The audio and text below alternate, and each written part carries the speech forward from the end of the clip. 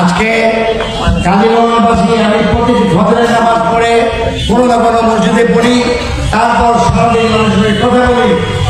আমি শুনি আমার কিছু অভিযোগ আছে, এখনো কোনো কোনো দলের নেতারা তুমি এই দল করো না, আচ্ছা আমাদের ক্ষমতায় সেই প্রতি দেখানো মজা সাত ধারণ করে দিতে চাই।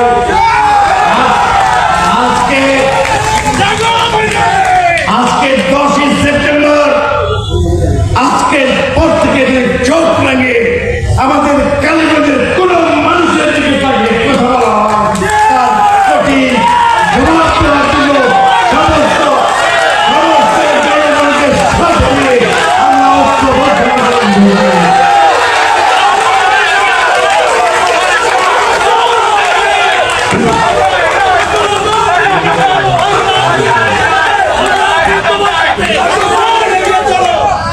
আমাদের জাতীয় পতাকাগুলো সবাই সামনে ধরেন। এই বাসের লাঠি দিয়ে পারবেন না ওই সমস্ত অনুষ্ঠান সাধারণদের প্রতিহত করতে। আমার বাবুরা কি বলে, আমি এমন একটা কালীগঞ্জ দেখতে চাই, আমার অনেক দিনের স্বপ্ন ছিল, কিন্তু মিথ্যা মামলা দিয়ে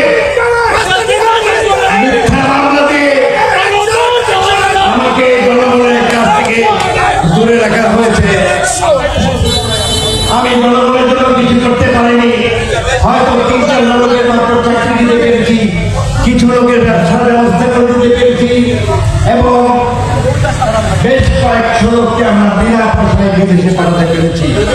কিন্তু আজ থেকে আমার ওলাদের সাথে আজকাল একবার প্রমাণ করেছে এই ভাদ্র মাসের ভর করে যেখানে তাল পেকে পড়ে যায়, সেখানে আপনারা মা বোনেরা কত কষ্ট করে বসে আছেন।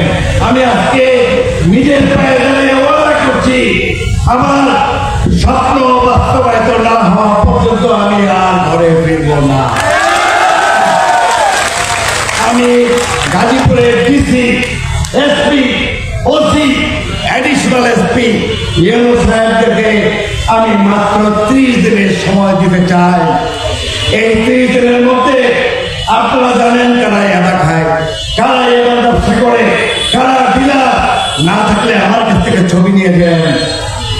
তাদেরকে 30 দিনের মধ্যে ধরতে হবে, না ধরলে নিজেরা তো একটা বদলি হয়ে অন্য জায়গায় চলে যান। এরপরে কারিগরের মানুষ আর অন্যায় কোনো গাড়িকে স্পেয়ার করবে না। আমাকে বাবা কান্নাকাটি করে, বাবা আমার ছেলে আবার খায়, আমার ছেলে আমাকে ভালো টাকার জন্য। আমি আপনাদের অনুরোধ করি, যারা এবার খায়, যারা মাদক খায়, লজ্জা করবেন না, তারা অসুস্থ।